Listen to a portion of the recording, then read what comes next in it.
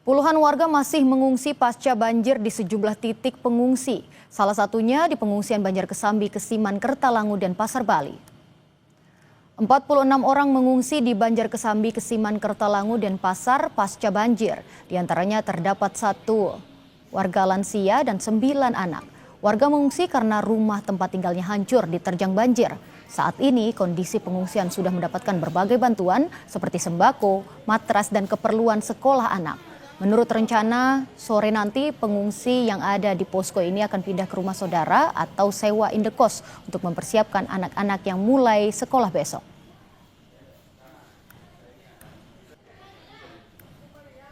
Sangat-sangat terpenuhi. Apa saja yang sudah dapat dari pemerintah atau dari warga? Banyak semua, termasuk makanan, kasur, semua dipenuhi. Bu, rencananya ini mengungsi sampai kapan, Ibu? Rencana nanti kami mau pulang sementara, mau tinggal di rumah saudara dulu. Soalnya besok kan anak-anak udah mulai sekolah. Kalau untuk yang ini mau cari kos-kosan yang rumahnya hancur. Pengungsi di posko Banjar Kesambi, Kesiman, Kertalangu, dan Pasar menjalani pemeriksaan kesehatan Minggu pagi sebelum meninggalkan pengungsian. Dokter dari Puskesmas dan Perhimpunan Dokter Spesialis Penyakit Dalam Cabang Bali memeriksa 46 pengungsi.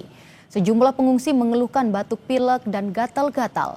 Tak hanya pemberian obat-obatan, pemeriksaan juga meliputi pemeriksaan tekanan darah dan pemeriksaan fisik mengantisipasi penyakit pasca banjir. Sejumlah bantuan juga terus berdatangan mulai dari sembako, matras, seragam sekolah hingga peralatan masak.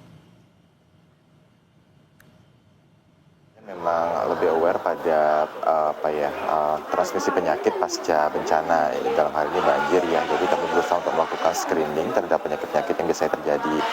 Mungkin yang kita temukan sekarang masih sebatas pada kondisi gatal-gatal ya karena terendam, kemudian juga ada penurunan sistem imun banyak ya, jadi sehingga banyak yang batuk dan pilek, ispa. Tapi yang memang kami khawatirkan sebenarnya kan juga ada penyakit yang namanya leptospirosis atau penyakit kencing tikus itu yang cukup berbahaya, terutama wabah yang biasanya terjadi pada kondisi-kondisi pasca banjir. Banjir besar Bali juga berdampak pada sejumlah siswa sekolah di Denpasar.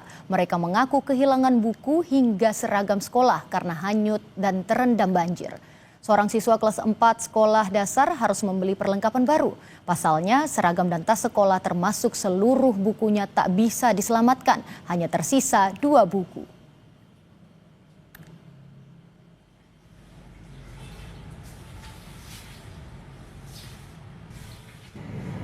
Hancur sih, tapi kecuali buku agamanya sama PPKN yang saya punya. Seragam sekolahnya juga kena? Ya, Terus semuanya hilang kecuali buku pramuka. terus besok kan sudah mulai sekolah ya? Ya, Terus gimana besok sekolah? besok bakal hari yang normal. Sama Terus buku saya semua dah disiapkan. Aku udah buat beli buku baru, ini buku baru. tas baru, kotak pensil. Dan saudara, untuk mengetahui kondisi terkini pasca banjir Bali, kita sudah terhubung dengan jurnalis Kompas TV, ada Sinta Pramadewi. Sinta, bagaimana kondisi para pengungsi terkait kondisi saat ini?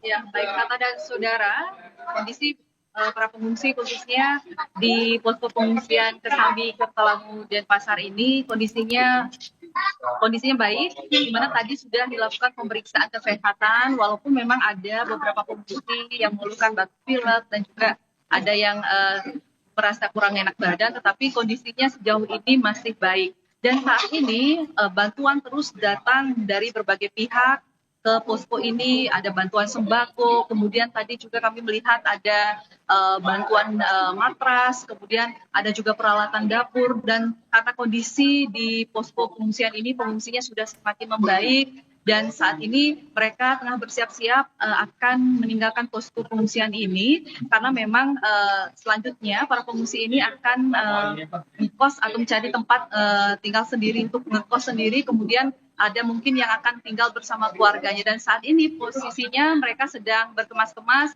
dan bantuan di sini juga sudah mulai dibagikan kepada para pengungsi yang ada di sini. Tata. Baik, dan juga Sinta, besok anak-anak yang ada di posko sudah akan masuk sekolah begitu. Bagaimana persiapan mereka? Apakah ada kendala terkait mungkin buku atau seragam sekolah mereka? Ya, benar sekali Tata bahwa ditargetkan besok anak-anak yang ada di posko pengungsian ini sudah mulai bersekolah. Di sini ada 9 anak yang tentunya besok akan siap-siap untuk sekolah. Dan tadi kami sempat berbincang dengan pengungsi bahwa saat ini anak-anak sudah siap untuk mengikuti pelajaran besok karena memang seragam dan juga buku-buku mereka sudah dapatkan dari para donatur. Sehingga besok diharapkan para anak-anak ini yang merupakan siswa bisa melakukan kegiatan belajar mengajar di sekolah. Tadi juga dari Menteri LHK, Pak Hanif sudah meninjau ke lokasi langsung. Apa yang dilakukan dari Menteri LH dan juga agenda selanjutnya kira-kira apa?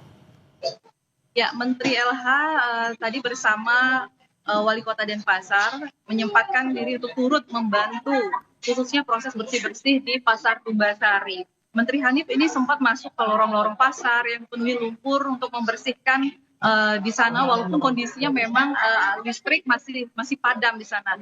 Nah, selain itu juga selain aksi bersih-bersih ini juga melibatkan pegawai dan juga instansi hingga para pelajar sekolah.